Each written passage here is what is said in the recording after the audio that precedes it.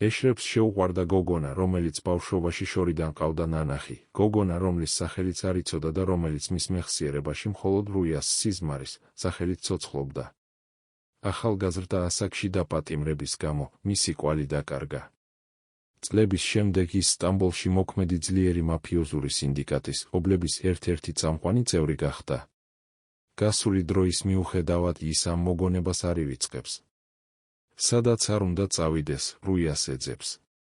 როდესაც ობლების ლიდერს, პაპა იაკობს, ტერმინალური დაავადების დიაგნოზი დაუსვეს, ის ეშრებს თავის მემკვიდრედ მიიჩნევს.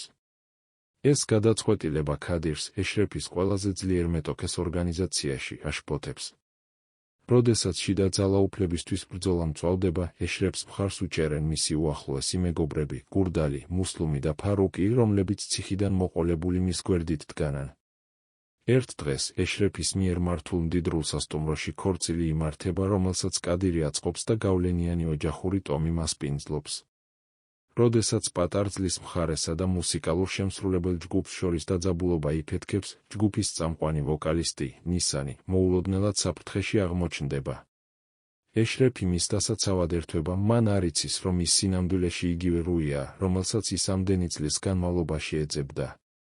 ნისანს ეშრეფი იზიდავს, მაგრამ მშვიდობიანი და დამოუკიდებელი ცხოვრების შემდეგ, მას არაფერი სურს იმ სამყაროსთან საერთო ჰქონდეს, რომელსაც ეშრეფი ეკუთვნის.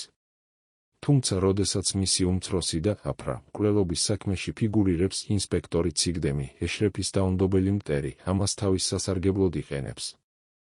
აფრას უსაფრთხოების სანაცვლოდ.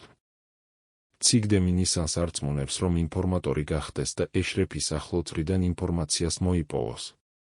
რაც უფრო ნისანი ეშრებს უახლოვდება, მით უფრო ღრმავდება მის მიმართ გრძნობები.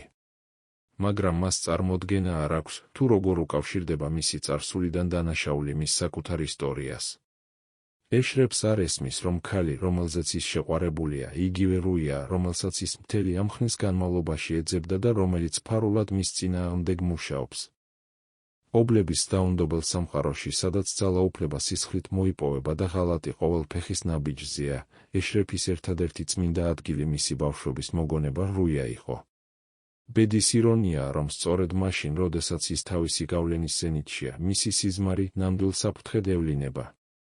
ამ ამბავში მთავარი კითხვა მხოლოდ ის არ არის, გადარჩება თუ არა ეშრეფი მაფიოზურ ომში, არამედ ის, შეძლებს თუ არა ნისანი თავის დახსნას იმ მახედან, რომელშიც კანონსა და გრძნობას შორის მოექცა. ინსპექტორი ციგდემი და მეტოქე ქადირი მხოლოდ გარეგანი მტრები არიან, ნამდვილი ბრძოლა ეშრეფისა და ნისანის შინაგან. გადაწონის თუ არა ძველი ოცნება ახალ ტკივილს. ამას მხოლოდ დრო და ის არჩევანი აჩვენებს, რომელსაც ისინი ყველაზე კრიტიკულ მომენტში გააკეთებენ.